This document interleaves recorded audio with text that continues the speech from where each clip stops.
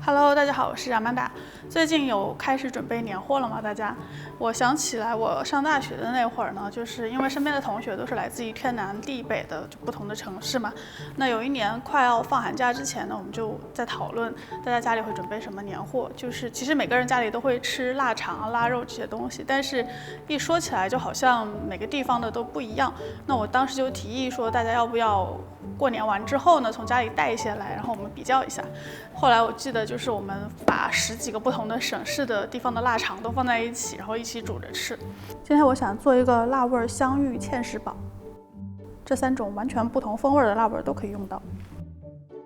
首先把它们都汆个水，热水里煮个3到5分钟。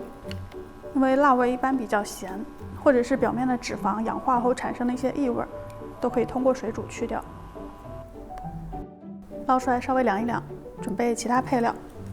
蒜头去皮，姜切成片，切点葱花。芋头我选的是这种大的荔浦芋头，它口感会特别的粉糯。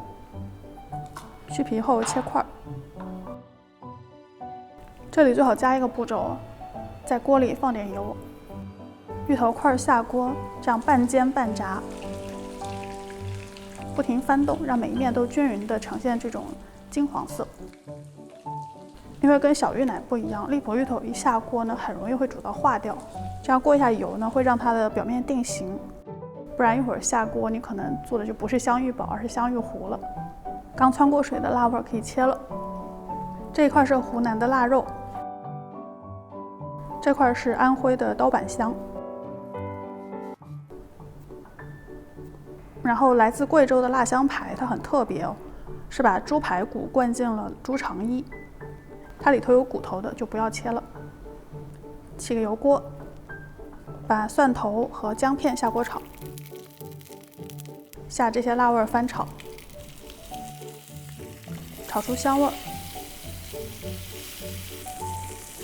撒一点黄酒，加点水炖煮一下。这一步我会让它多煮会儿，因为辣味一般都是肉质很紧实的，我喜欢炖到稍微烂一些，口感会更好。差不多需要半个小时。此时一开锅，你就能够闻到浓浓的香味儿。刚才的香芋块下锅，接着我还放了点鸡头米，它晒干之后呢，就长这样，变成一种叫芡实的中药材。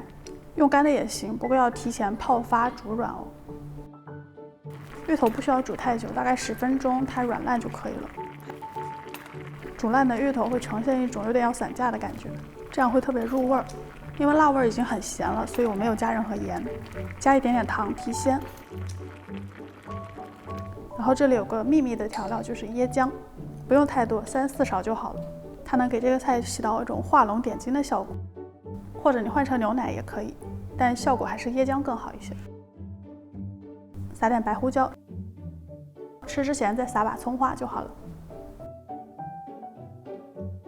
3种辣味中有2种是烟熏过的，所以这一锅呢闻起来有淡淡的烟熏味，但不会非常强烈。经过长时间的炖煮，咸味也全部都释放到锅里，整个融为一体，你不会有吃到哪一块特别咸的口感。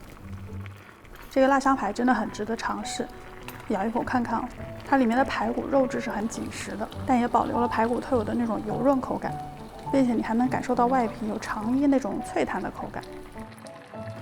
芋头的香气也非常浓，很入味，又松又糯。